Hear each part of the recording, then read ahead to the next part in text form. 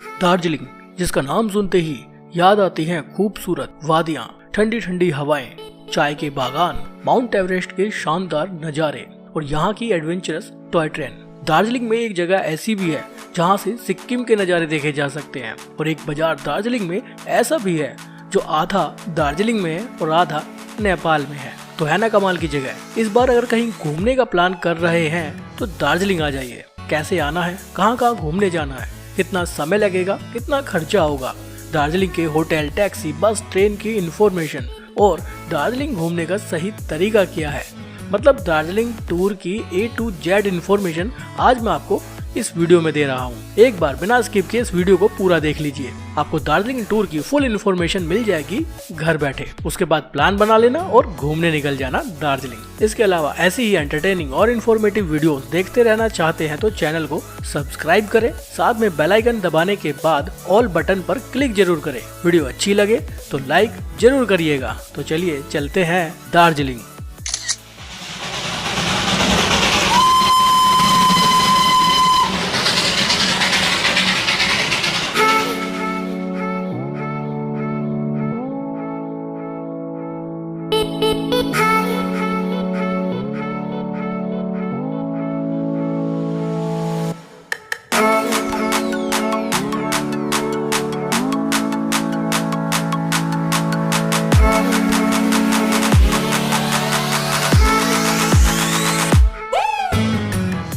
सबसे पहले बात करते हैं कि दार्जिलिंग कैसे पहुंचा जाए। दिल्ली से दार्जिलिंग की दूरी करीब 1500 किलोमीटर है। कोलकाता से करीब 650 किलोमीटर की दूरी पर है दार्जिलिंग। बाई फ्लाइट आना चाहते हैं तो दार्जिलिंग का नजदीकी हवाई अड्डा बागडोगरा में है। दूरी वहां से 70 किलोमीटर है। एयरपोर्ट से दार्जिलिंग तक कैब आपको मिल जाएगी। 2500 से 3000 आपको देना पड़ेगा। 7 सीटर में ज्यादा देना पड़ेगा। शेयर टैक्सी भी ले सकते हैं। 400 से 450 रुपए लगने वाले हैं। अगर आप सस्ते में जाना चाहते हैं तो आप बस से जा सकते हैं। उसके लिए आपको बागडोगरा एयरपोर्ट से सिलीगुड़ी बस स्टैंड आना होगा। बागडोगरा एयरपोर्ट से सिलीगुड़ी बस स्टैंड की दूरी 14 किलोमीटर है। ऑटो की फैसिलिटी आपको मिल जाएगी। सिलीगुड़ी बस स्टैंड से 150 से 200 रुपए देकर आपको दार्जिलिंग के लिए बस मिल जाएगी। अगर आप बाई ट्रेन आना चाहते हैं तो दार्जिलिंग का नजदीकी रेलवे स्टेशन NJP है या फिर सिलीगुड़ी रेलवे स्टेशन है। NJP रेलवे स्टेशन से 73 किलोमीटर की दूरी पर है दार्जिलिंग और सिलीगुड़ी से 63 किलोमीटर। हालांकि दार्जिलिंग में भी एक रेलवे स्टेशन है, वहां टॉय ट्रेन चलती है, उसकी जानकारी भी मैं आपको दूंगा। दिल्ली से NJP आ रहे हैं तो first AC, third AC, second AC, second seating सभी तरह के टिकट की फैसिलिटी आपको मिल जाएगी। बहुत सी ट्रेन है। किराया भी बता देता हूँ। स्लीपर क्लास में 850 के आसपास किराया रहता है। थर्ड AC में 1740 से 2600 के आसपास, सेकंड AC में 2800 से 3800 के आसपास और फर्स्ट AC में 4200 से 4600 के आसपास किराया रहता है। सबसे सस्ता सेकंड सीटिंग में मात्र 400 रुपए में आप दिल्ली से NJP पहुंच जाएंगे। NJP से दार्जिलिंग जाने के कई अलग तरीके हैं, सारे तरीके बताऊंगा। या तो आप कैब ले लो, 2500 से 3000 लगेंगे और आप दार्जिलिंग पहुंच जाएंगे। शेयर टैक्सी 400 से 500 रुपए लगने वाला है। बस स्टैंड पहुंच जाइए सिलीगुड़ी के, जो NJP रेलवे स्टेशन से मात्र 6 किलोमीटर की दूरी पर है। 150 से 200 रुपए लगेगा और आप बस से दार्जिलिंग पहुंच जाएंगे। इसके अलावा एक तरीका और है, NJP से आप दार्जिलिंग के लिए टॉय ट्रेन ले लीजिए। टाइमिंग बता देता हूँ। सुबह 10 बजे एक ट्रेन है जो NJP रेलवे स्टेशन से दार्जिलिंग तक चलती है। अगर आप कैब से जाते हैं तो करीब 3 घंटे में पहुंच जाएंगे। अगर आप टॉय ट्रेन लेते हैं तो करीब 7 घंटे 20 मिनट का सफर रहेगा। टिकट का प्राइस फर्स्ट क्लास में 1400 रुपए और AC फर्स्ट क्लास में 1500 रुपए रहता है। Train number 52541। रिटर्न में भी ट्रेन है जो दार्जिलिंग से आपको NJP ड्रॉप करेगी। ट्रेन नंबर 52540 सुबह 9 बजे चलती है। 7 घंटे 15 मिनट का सफर रहेगा। किराया वही 1400 से 1500 रहने वाला है। टाइम कंज्यूमिंग जर्नी है, समय ज्यादा लगेगा। आप टॉय ट्रेन का मजा लेना चाहते हैं तो NJP से दार्जिलिंग के बीच ले सकते हैं, लेकिन आप बाय रोड चले जाइए, उसके बहुत फायदे होंगे, मैं आगे आपको बताऊंगा। और टॉय ट्रेन के मजे आप दार्जिलिंग पहुंचने के बाद ले सकते हैं, क्योंकि वहाँ एक जॉय राइड होती है, उसकी जानकारी भी मैं आपको इस वीडियो में आगे दूंगा। अगर आप पूरी जर्नी बाय रोड करना चाहते हैं तो ये रिकमेंडेड नहीं है, लेकिन अगर आप दार्जिलिंग के आसपास में हैं तो बाय रोड, बाय बस आप जा सकते हैं। आप चाहे तो टैक्सी हायर करके आ सकते हैं, आप चाहे तो अपनी पर्सनल कार या बाइक लेकर भी आ सकते हैं अगर आप दार्जिलिंग के आसपास में मौजूद है। एक और तरीका है कि आप टूर पैकेज बुक करके आ जाइए। तो ये सभी तरीके हैं दार्जिलिंग पहुंचने के। अब बात करते हैं कि दार्जिलिंग में कहाँ कहाँ घूमने जाएं। लेकिन उससे पहले मैं आपको बता दूं कि दार्जिलिंग टूर आपको कितने दिन का करना चाहिए, कितने दिन का स्टे आपको दार्जिलिंग में करना चाहिए, ताकि आपको आइडिया हो जाए कि कितना समय दार्जिलिंग टूर में लगने वाला है। देखिए, वैसे तो दार्जिलिंग के लिए 2 रातों का स्टे बहुत होता है। आप 2 रात के स्टे में दार्जिलिंग की लगभग सभी जगहों को घूमने जा सकते हैं। लेकिन अगर आप एनजेपी से दार्जिलिंग टॉय ट्रेन से आते हैं तो आपका एक दिन पूरा टॉय ट्रेन में लग जाएगा। जैसे कि मैंने आपको बताया 7 घंटे 20 मिनट का सफर रहता है, तो लगभग पूरा दिन आपका टॉय ट्रेन में लगने वाला है। तो ऐसे में आपको 3 रात रुकना पड़ेगा। लेकिन मेरे हिसाब से कि आप बाय रोड आइए, उसके बहुत फायदे हैं। क्या फ़ायदे हैं वो मैं अब आपको बताऊंगा, और साथ ही रुकने के लिए आपको कहाँ आना होगा, कौन सी लोकेशन बेस्ट रहेगी वो भी बताऊंगा। तो जब आप एनजेपी, बागडोगरा या सिलीगुड़ी से दार्जिलिंग आ रहे होंगे तो उस बीच में काफ़ी सारे पॉइंट्स हैं जिन्हें आप घूम सकते हैं अगर आप बाय रोड आ रहे हैं। पहला पॉइंट है आई लव कुरसोंग व्यू पॉइंट। लगभग एनजेपी और दार्जिलिंग के मिडवे पॉइंट पर यह मौजूद है, लगभग आधे रास्ते पर है। यहाँ से 35 किलोमीटर दार्जिलिंग रह जाता है। ये जो जगह देख रहे हैं ये है आई लव कुरसोंग व्यू पॉइंट। यहाँ से बहुत खूबसूरत वैली व्यू देखने के लिए मिलते हैं। ज्यादातर लोग यहाँ रुकते हैं, उसके बाद अपनी यात्रा को आगे बढ़ाते हैं। और वहाँ वो रास्ता सीधा नीचे जाएगा सिलीगुड़ी, और ये वाला रास्ता ऊपर जाएगा दार्जिलिंग। इसके बाद कुरसोंग शहर भी आता है, जहाँ पर टॉय ट्रेन का एक खूबसूरत रेलवे स्टेशन है। बहुत अच्छा शहर है। दार्जिलिंग जाते वक्त ही एक दूसरी जगह है घूम नाम की।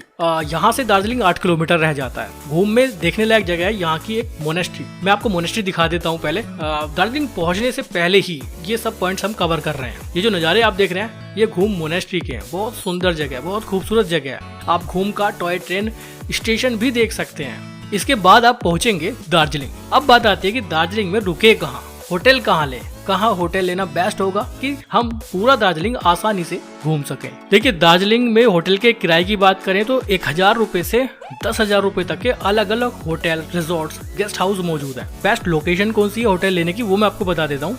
आप दार्जिलिंग के रेलवे स्टेशन के आसपास होटल ले लीजिए, या फिर आप जो मेन रोड है जिससे आप एनजेपी से सिलीगुड़ी या बागडोगरा से दार्जिलिंग में एंट्री करते हैं, उस मेन रोड पर होटल ले सकते हैं। आप चाहें तो गांधी रोड पर होटल ले सकते हैं, या फिर आप लादेनला रोड पर जाकर भी होटल ले सकते हैं, या फिर आप रॉबर्टसन रोड पर होटल लीजिए। ये रोड ऐसे हैं यहाँ तक आपकी गाड़ी भी जा सकती है, होटल तक आपकी कार लगभग पहुँच जाएगी। सो गाइस अभी हम जिस पॉइंट पर खड़े हैं यहाँ से ये रोड है लादेनला रोड, घंटाघर चौक बोलते हैं। उस वाले रोड को बोलते हैं रामाडा रहा है।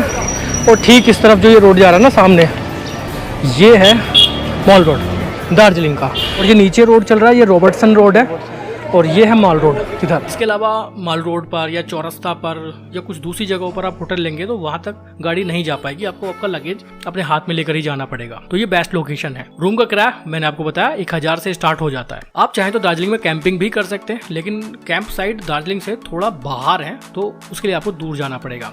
अगर आप सोलो हैं, हॉस्टल्स में रुकना चाहते हैं तो 350 से 400 रुपए पे करना पड़ेगा एक बंदे के लिए, आप रुक सकते हैं। पूरे दार्जिलिंग टूर के लिए लगभग 2 रात का स्टे काफी रहता है। कोशिश कीजिए आप सुबह के वक्त दिन में ही दार्जिलिंग पहुंच जाएं। अगर आप बाई ट्रेन आए हैं तो ओवरनाइट जर्नी करके आप सुबह एनजेपी पहुंच जाइए, वहां से 3 घंटे की बाय रोड जर्नी करके आप दार्जिलिंग पहुंच जाएंगे। फ्लाइट से आते हैं तो बागडोगरा से 3 घंटे में आप दार्जिलिंग पहुंच जाएंगे। ऐसा करने से आप फर्स्ट डे में भी काफी अलग अलग जगहों पर घूमने जा सकते हैं। और कहाँ घूमने जाएंगे दार्जिलिंग में वो बता देता हूँ। आप यहाँ से बतासिया लूप देखने चले जाइए। बतासिया लूप डेडिकेटेड है इंडियन आर्मी के गोरखा सोल्जर्स के लिए। इसमें एक एंट्री टिकट है 30 रुपए का। वैसे इस साइड्स को आप दार्जिलिंग आते वक्त भी घूमने जा सकते हैं, लेकिन मैं आपको पहले दार्जिलिंग ले आया, होटल दिखाए, होटल में रूम लिया, उसके बाद बतासिया लूप जा रहे हैं। दूरी ज्यादा नहीं है, आप चाहें तो टॉय ट्रेन से भी बतासिया लूप घूम सकते हैं, क्योंकि दार्जिलिंग में एक जॉय राइड होती है, उस जॉय राइड से भी आप बतासिया लूप घूम सकते हैं। उसके बारे में भी मैं जानकारी दूंगा। ये जो नज़ारे आप देख रहे हैं ये बतासिया लूप के हैं। यहाँ ये एक रेलवे ट्रैक है, इसी railway track per toy train आती है, उसके थ्रू भी आप बतासिया लूप घूम सकते हैं। यहाँ पर लिखा है आई लव दार्जिलिंग। चलिए टॉय ट्रेन की बात कर ही रहे हैं तो दार्जिलिंग की जॉय राइड के बारे में आपको बता देता हूँ। देखिए करीब टोटल 8 ट्रेन है, जिसमें 2 ऑप्शन है, एक स्टीम इंजन और दूसरी डीजल इंजन। दोनों का किराया भी अलग अलग है। स्टीम इंजन में 1500 रुपए का टिकट है, डीजल इंजन में 1000 रुपए का टिकट है।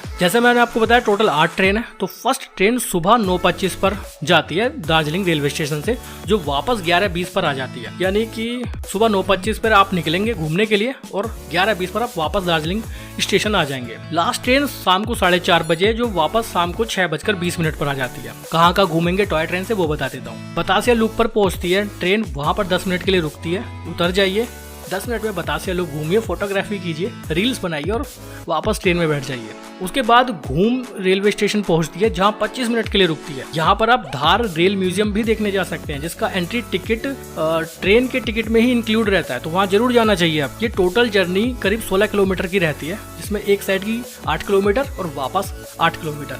तो ये होती है जॉय राइड दार्जिलिंग में, जिसे आप कर सकते हैं। करीब 2 घंटे में ये पूरी जॉय राइड हो जाती है, तो ये एक अच्छा ऑप्शन है। अगर आप एनजेपी से दार्जिलिंग टॉय ट्रेन से नहीं भी आते हैं तो जॉय राइड कर लीजिए, सबसे अच्छा ऑप्शन है। चलिए कुछ दूसरी जगहों पर लेकर चलते हैं आपको दार्जिलिंग में। डे 1 में ही आप रॉक गार्डन देखने जा सकते हैं। दार्जिलिंग से करीब 8 किलोमीटर की दूरी पर है। रॉक गार्डन तक जाने वाला रास्ता भी एडवेंचरस है, नैरो रोड है। अगर आपके पास अपनी गाड़ी है तो खुद से भी जा सकते हैं। बाकी अगर आपके पास अपनी गाड़ी नहीं है, आप कैसे घूमेंगे वो तरीका भी मैं आपको बताऊंगा, तो बने रहिएगा इस वीडियो के साथ। चाय के बागानों से घूमते हुए हम रॉक गार्डन तक पहुंचते हैं। रॉक गार्डन में एंट्री टिकट 20 रुपए है। यहाँ एक खूबसूरत वाटरफॉल है। ये जो नज़ारा आप देख रहे हैं ये रॉक गार्डन का वाटरफॉल है, और यहीं से एक पैदल रास्ता है वाटरफॉल के सारे ऊपर तक जाता है। एक छोटा सा पैदल ट्रैक है, वो भी मजेदार जगह है। वहाँ भी आपको जरूर जाना चाहिए ऊपर तक, जहाँ आप काफी सारे अलग अलग चीजें देखेंगे। आप यहाँ के ट्रेडिशनल ड्रेस में फोटो क्लिक करवा सकते हैं। अच्छी जगह है रॉक गार्डन। रॉक गार्डन के बाद आप जाइएगा गंगा मैया पार्क, तो रॉक गार्डन से सेम इसी रोड पर मात्र 2 से 3 किलोमीटर की दूरी पर है। यहाँ बहुत कम टूरिस्ट आते हैं,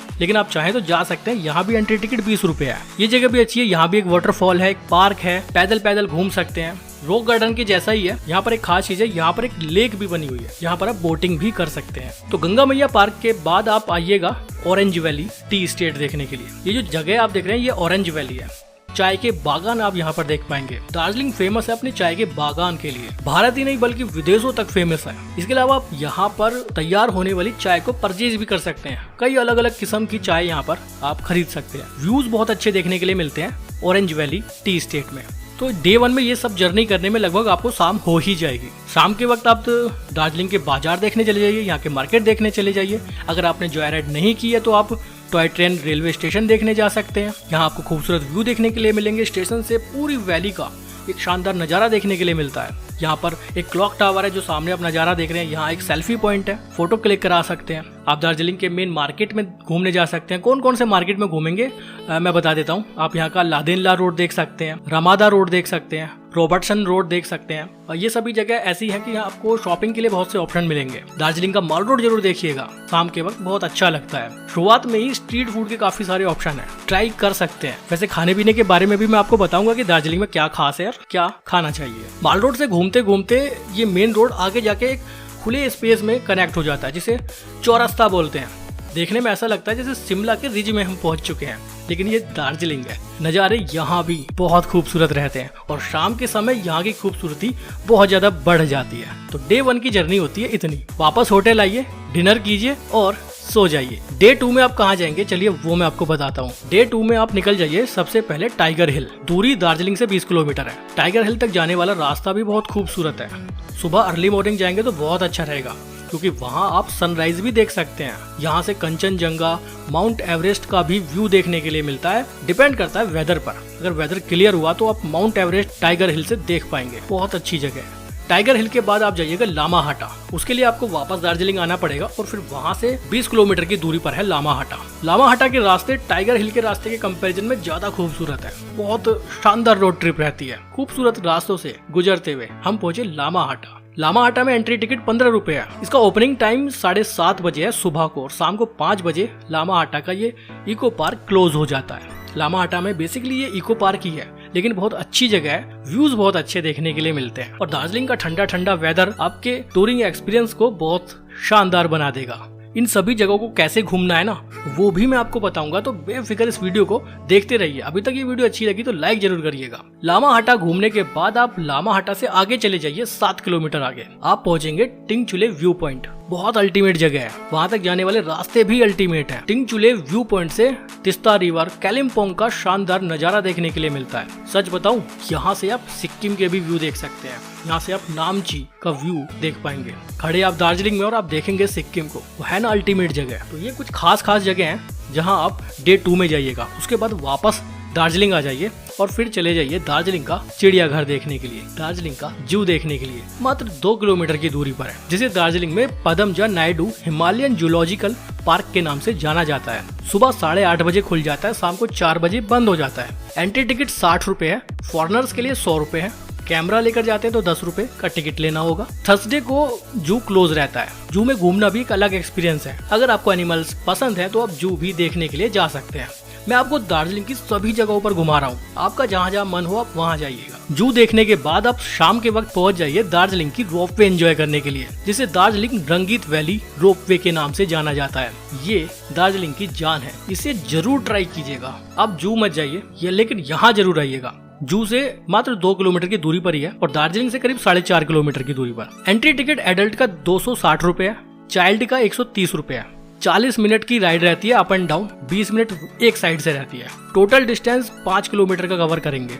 वन साइड 20 मिनट की रोपवे राइड बहुत शानदार रहती है।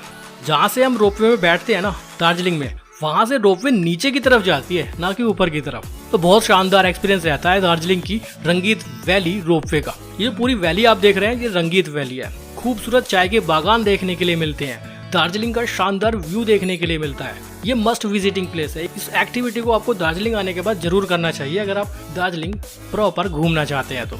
एंड पॉइंट पर 1-2 रेस्टोरेंट्स बने हुए हैं, आप चाहें तो यहाँ पर मोमोज व मैगी और भी कुछ 2-4 चीजें एंजॉय कर सकते हैं। एक छोटा सा पार्क बना हुआ है, वहाँ घूमिए, फोटोग्राफी कीजिए, रील्स बनाइए और वापस चले जाइए। मेन जो एंजॉयमेंट है, मेन जो एडवेंचर है वो रोपवे का है, क्योंकि रोपवे से खूबसूरत व्यूज देखने के लिए मिलते हैं। तो ये होती है आपकी डे 2 की जर्नी। वापस होटल आइए, डिनर एंजॉय कीजिए और सो जाइए।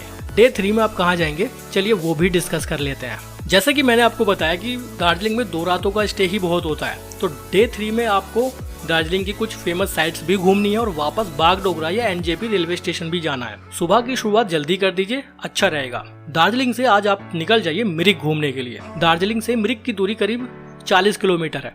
2 घंटे का सफर रहता है, खूबसूरत रास्ते, एडवेंचरस टूर रहता है। 40 किलोमीटर के इस रास्ते में भी 2-3 अलग अलग पॉइंट हैं जहां आप घूमने जाएंगे और ये जगह भी बहुत स्पेशल है, मस्ट विजिटिंग प्लेस है। इसमें से पहला पॉइंट है गोलीतार व्यू पॉइंट। यहाँ से भी आपको कंचनजंगा का खूबसूरत व्यू देखने के लिए मिलता है। आप नेपाल बॉर्डर भी यहाँ खड़े होकर देख सकते हैं। यहाँ से मिरिक 20 किलोमीटर रह जाता है। सुबह जल्दी निकल गए हैं तो यहाँ पर आप ब्रेकफास्ट भी कर सकते हैं, काफी सारे ऑप्शन आपको यहाँ मिल जाएंगे। गोलीतार व्यू पॉइंट से थोड़ा आगे जाने के बाद हम पहुंचते हैं पशुपति बॉर्डर, जो एक नेपाल बॉर्डर है। दार्जिलिंग से 30 किलोमीटर की दूरी पर है और यहाँ से मात्र 10 किलोमीटर की दूरी पर मिरिक रह जाता है। ये जगह बहुत अच्छी है। जैसा मैंने आपको बताया था ना कि एक बाजार है जो आधा दार्जिलिंग में है और आधा नेपाल में, ये वही जगह है, पशुपति बॉर्डर। नेपाल में जाने के लिए आपको कोई परमिट नहीं बनवाना है, आपका आधार कार्ड आपको दिखाना होगा और आप बॉर्डर क्रॉस करके नेपाल में जा सकते हैं। लेकिन अपनी गाड़ी लेकर नहीं जा पाएंगे, अपनी टैक्सी लेकर नहीं जा पाएंगे। बॉर्डर पार कीजिए, आपको वहां से नेपाल की टैक्सी मिल जाएगी, जिसमें 300-400 रुपए देना पड़ता है और पूरी टैक्सी बुक हो जाती है। वो आपको लेकर भी जाएगी और वापस भी लाकर बॉर्डर पर ड्रॉप करेगी। लेकर कहाँ जाएगी? लेकर जाएगी आपको नेपाल के पशुपति मार्केट में, वहाँ आपको ड्रॉप करेंगे। नेपाल का आप मार्केट घूमिए, कुछ खरीदारी करनी है तो नेपाल में कर सकते हैं, अच्छी जगह है। एक खास बात और बताऊं यहाँ की, जब आप नेपाल में एंट्री करेंगे ना तो आपका इंडियन सिम बंद हो जाएगा और आपके मोबाइल का जो टाइम है वो 15 मिनट फास्ट हो जाएगा। तो नेपाल में ऐसा ही होता है, यहाँ भी आप जरूर जाइएगा। इसके बाद वापस आइए और निकल जाइए मिरिक के लिए। 10 किलोमीटर की दूरी पर है पशुपति बॉर्डर से मिरिक। खूबसूरत जगह है, एडवेंचर एक्टिविटीज यहाँ पर बहुत सारी होती है। एक लेक यहाँ पर है जिसमें आप बोटिंग कर सकते हैं, हॉर्स राइडिंग कर सकते हैं और भी बच्चों के लिए काफी सारी एक्टिविटी है। पार्क बना हुआ है, बैठने के लिए सिटिंग अरेंजमेंट अच्छे हैं। 1-1.5 घंटा आप यहाँ पर आराम से बिता देंगे। तो ये होता है आपका डे 3 का टूर। मिरिक घूमने के बाद आप वापस निकल जाइए एनजेपी रेलवे स्टेशन या बागडोगरा एयरपोर्ट, जहाँ भी आपको जाना है। इस पूरे टूर को कैसे करना है, डे 1 का कैसे करना है, डे 2 कैसे करना है और डे 3 कैसे करना है, वो मैं आपको बताता हूँ।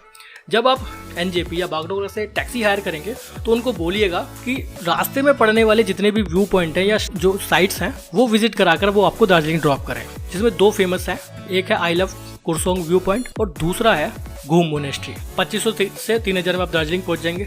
डे 2 के लिए और डे 3 के लिए आप वहां से दूसरी टैक्सी हायर कर सकते हैं, जो 2500 से 3000 में आपको पर डे के टैरिफ पे मिल जाएगी। 2 दिन वहां पर घूमेंगे तो 5 से 6000 रुपए खर्च होगा, मात्र आपका पूरा दार्जिलिंग घूम भी लेंगे और वापस आप बागडोगरा या एनजेपी रेलवे स्टेशन भी आ जाएंगे। तो बहुत सस्ता होने वाला है। खुद की गाड़ी से गए तो फिर बहुत अच्छा है, बहुत कम बजट में आप पूरा दार्जिलिंग घूम लेंगे। चलिए अब बात करते हैं दार्जिलिंग में फूड की। देखिए, वेज और नॉन वेज फूड यहाँ पर मिल जाता है, लेकिन नॉन वेजिटेरियन लोगों के लिए ज्यादा ऑप्शन है वेज के कंपैरिजन में। लेकिन ऐसा नहीं है कि वेजिटेरियन लोगों को यहाँ पर दिक्कत होगी, ऐसा नहीं है। काफी सारे ऐसे रेस्टोरेंट्स हैं जो प्योर वेजिटेरियन सर्व करते हैं। मॉल रोड पर भी मिल जाएंगे, रॉबर्टसन रोड पर भी आपको मिल जाएंगे, रेलवे स्टेशन के आसपास भी मिल जाएंगे, गांधी रोड पर भी मिल जाएंगे। तो उसके लिए भी आपको फिक्र करने की जरूरत नहीं है। जहां आप होटल में स्टे करेंगे, लगभग सभी होटल्स में अपनी किचन अवेलेबल है, जहां वेज और नॉन वेज दोनों सर्व किया जाता है। मोबाइल नेटवर्क की बात करें तो सभी नेटवर्क बढ़िया काम करते हैं दार्जिलिंग में। हो सकता है कि एनजेपी बागडोगरा से दार्जिलिंग तक जाते वक्त बीच रास्ते में कहीं कहीं नेटवर्क का इश्यू हो सकता है, वैसे पूरे दार्जिलिंग में बढ़िया नेटवर्क काम करता है। बजट की बात करें तो बजट टोटली डिपेंड करता है आपके मोड ऑफ ट्रांसपोर्ट पर और आपकी लग्जरी पर, आपके कंफर्ट पर, आप किस तरह का टूर करना चाहते हैं, तो बजट उस पर डिपेंड करता है। फ्लाइट से आते हैं, ट्रेन से आते हैं, कैब से टूर करते हैं, बस से करते हैं, शेयर टैक्सी से करते हैं, तो उन सब पर डिपेंड करता है आपका बजट। मैं आपको बता देता हूँ, अगर आप रेलवे स्टेशन पहुँच गए एनजेपी, दिल्ली से अगर आप आ रहे हैं, वहाँ से आप टैक्सी लेते हैं तो 3 दिन के लिए आपको करीब 7,500 से 8,000 में आपकी पूरी कैब मिल जाएगी, जो आपको पूरा टूर भी कराएगी और वापस एनजेपी रेलवे स्टेशन भी ड्रॉप करेगी। होटल्स का मान लीजिए 2 रात का स्टे अगर आपको करना है तो 3,000 के आसपास में, 2,500 से 3,000 में आपको रूम मिल जाएगा 2 दिन के लिए। फूड आपके ऊपर डिपेंड करता है आप किस तरह का फूड करते हैं, तो वो भी आप ऐड कर लीजिए, तो बहुत ज़्यादा खर्चा भी नहीं होगा अगर आप बजट और टूर प्लान करके दार्जिलिंग जाते हैं। और जो तरीका मैंने आपको बताया उस तरीके से घूमेंगे तो आपको आसान भी रहेगा, सस्ता भी रहेगा और आपको दिक्कतें भी नहीं होंगी। तो उम्मीद करता हूँ दार्जिलिंग टूर की ये वीडियो आपको बहुत इन्फॉर्मेटिव लगी होगी। इन्फॉर्मेटिव लगी हो तो लाइक जरूर करिएगा। अगर आप इस बार कहीं घूमने का प्लान बना रहे हैं ना, तो इस वीडियो को लाइक जरूर करिएगा, शेयर जरूर करिएगा आपके दोस्तों के साथ, रिलेटिव्स के साथ जिन्हें घूमने का शौक है, शायद उनके कुछ काम आ जाए, उनकी कुछ हेल्प हो जाए इस वीडियो से। फिर मिलेंगे आपसे एक नई जगह पर, एक नई जगह की इन्फॉर्मेशन के साथ। अभी के लिए बाय, बहुत बहुत धन्यवाद।